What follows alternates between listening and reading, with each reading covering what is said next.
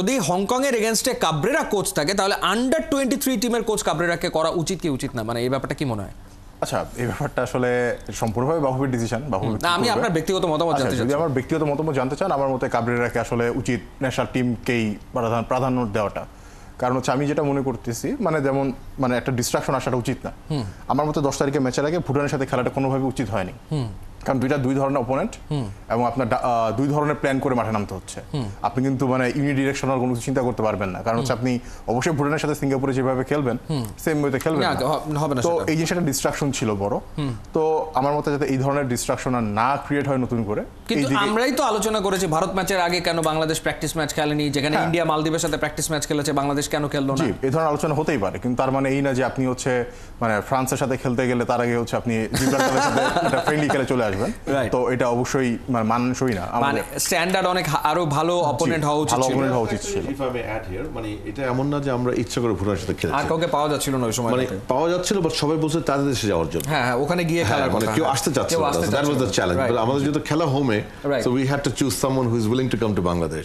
So that's the reason. But yeah, you are right, মানে better opponent হলে আমাদের ভালো হতো। বেটার অপোনেন্ট হলে ডেফিনেটলি ভালো হতো। মানে আমি যেটা বলছিলাম যে আন্ডার 23 টিম, মানে সেখানে সম্ভবত সিনিয়র খেলানো বোধহয় 2 জন না 3 জনের মধ্যে একটা নিয়ম টিম আছে। তো সেক্ষেত্রে তো ন্যাশনাল টিমের খেলবে, হ্যাঁ হয়তো খেলবে। তো সেই কারণে আর কি, কারণ আমার কাছে মনে হচ্ছে এই টুর্নামেন্ট তো তাহলে হংকং এর আগে ম্যাচের আগে এই টুর্নামেন্ট ডেফিনেটলি ইম্পর্টেন্ট।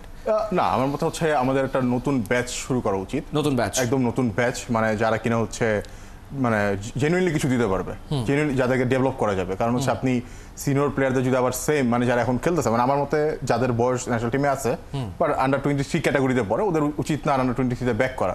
এটা কাইন্ড অফ তাদের জন্য একটা অ্যাবারেশন। কারণ হচ্ছে একবার আমি সিনিয়র ডেবু করে ফেলছি, আবার হঠাৎ করে 23 খেলতেছি, এটা উচিত না। আমাদের রেজাল্ট যাই হোক না কেন, মানে ওয়ার্ল্ড ফুটবলে কিন্তু মানে এই এজ লেভেল ফুটবল কিন্তু আসলে রেজাল্ট ফ্যাক্ট না, রেজাল্ট ড্রিভেন ম্যাচ না। এগুলো হচ্ছে একদম সম্পূর্ণ হচ্ছে ডেভেলপমেন্টাল জিনিস, এবং এখানে ওরা সবসময় নতুন ফেজগুলোকে নিয়ে আসা। তো আমাদের উচিত, যেহেতু আমাদের এখানে একটা ওয়ার্ল্ড মেগা স্টার আছে, মানে ফুটবল মেগা স্টার বলা যেতে পারে, ইংল্যান্ড আন্ডার 21 খেলছে। মানে আমি যেটা বলতে চাচ্ছি যে এই আন্ডার 23 এশিয়ান কাপের বাছাই পর্বে বাংলাদেশ টিমে যারা খেলবে, এদের ভিতর থেকে অনেকের দেয়ার ইজ আ চান্স যে তারা আসলে হংকং এর বিপক্ষে ন্যাশনাল টিমে খেলবে, সেই সম্ভাবনা তো আছে।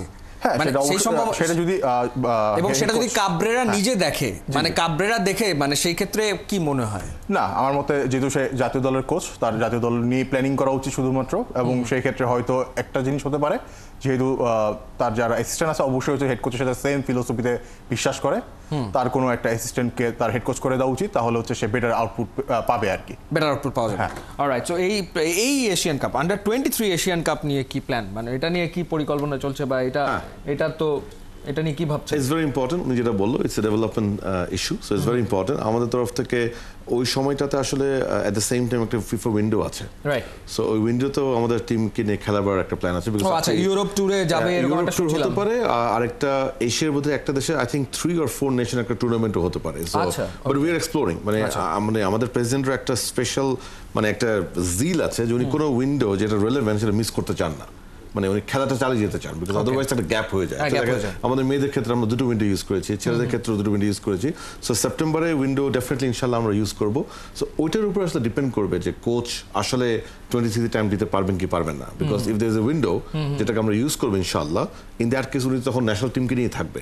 সো আমার মনে হয় ভাইয়া যেটা বললেন, I think it's quite interesting. মানে again it's technical issue, but I think logically আমার কাছে লজিক্যাল মনে হয়েছে যে কাবরেরা যদি হেড কোচই থাকেন, ইন দ্যাট কেস ওনার যে অ্যাসিস্ট্যান্ট কিংবা ওনার স্টাইলটা যিনি বুঝেন সেরকম যদি 23 করে, তাহলে সেখান থেকে যদি কোনো প্লেয়ার পিক করতে হয়, that's a easy communication between him and the head coach. So it's a very valid point, but again technical issue.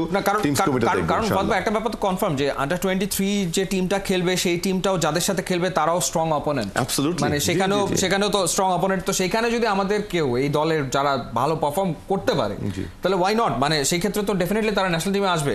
যেমন আমি আন্ডার 19 টিমের খেলা দেখছিলাম, মোর্শেদের খেলা আমার ব্যক্তিগতভাবে দারুণ লেগেছে, খুবই ভালো মনে হচ্ছে, এবং সে নিশ্চয়ই আমার ধারণা 23 তে থাকার চান্স হয়তো আছে, খুব ভালো চান্স আছে হয়তো, রাইট? তো থাকলে তো সেই ক্ষেত্রে তো এই টিমের পারফরম্যান্সও ন্যাশনাল টিমের জন্য খুবই গুরুত্বপূর্ণ। Absolutely, because 23 is very important. মানে এটা শুধুমাত্র টুর্নামেন্টটা না, এএফসি কোয়ালিফায়ার্স ব্যাপার না, বিকজ আপনাকে বুঝতে হবে এখান থেকে যারা খেলছে ইন 2 years টাইম তারা কিন্তু national team. So it's very important, no doubt about it. আর এখন তো এজের কারণ লামিন ইয়ামালের বয়স কত, সে তো সমানে খেলছে। এই যে আর্জেন্টিনার একটা মাস্তান তুয়ানো দেখলাম 17 বছর বয়সে রিয়াল মাদ্রিদ নিয়ে নিল।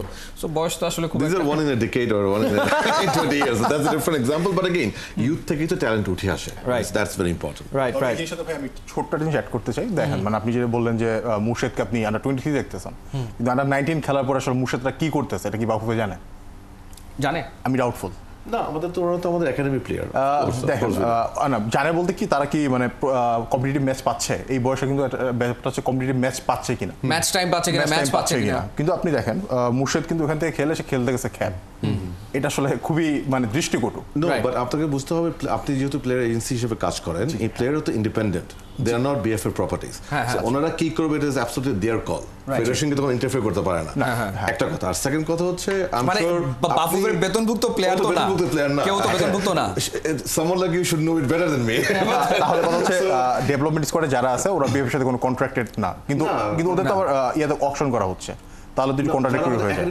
একাডেমি থেকে যারা বেরিয়ে আসে, মুর্শেদরা কি একাডেমি প্রোডাক্ট? নো, মানে আমি যেটা বলতে চাচ্ছি একাডেমি প্লেয়ার যারা, ওদের জন্য আমরা অকশনটা করছি কেন? ওদের একটা সোর্স অফ ইনকাম করে দেওয়ার জন্য। জি। So it's actually it's something that we are doing for their better career. আচ্ছা। বাট ওরা তো সারা বছর আমার ওন প্রপার্টি না, যেটা আমাদের মেয়ের আমাদের ক্যাম্পে না, আছে। কিন্তু তারপরও উচিত মানে বাফুফের, যেহেতু এরা বাফুফের প্রোডাক্ট, বাফুফের উচিত হচ্ছে তাদের কি জানেন যে মানে আপনি দেখেন মানে আগের বাফু আর এখন বাফু যদি দেখি আমরা প্রতিটি উইন্ডোতে খেলছি আমরা। রাইট, খুব ইন্টারেস্টিং লাগছে ব্যাপারটা যে আমরা আন্ডার 19 এর একজন প্লেয়ার খ্যাপ খেলতে গেল, সেটা নিয়ে আলোচনা করছি। একসময় ন্যাশনাল টিমের প্লেয়ার কেউ খোঁজ দিতে খেলছে মাঠে নাম বদলিয়ে, মানে নাম বদলিয়ে ন্যাশনাল টিমের প্লেয়ার ক্যাম্প ছেড়েও ন্যাশনাল টিমের সেই ঘটনা একটা সময় ছিল। সেখান থেকে আমরা যে এই পর্যায়ে আলোচনা আসছি, এটা তো বিরাট ব্যাপার, মানে এই পর্যায়ে আসাটা।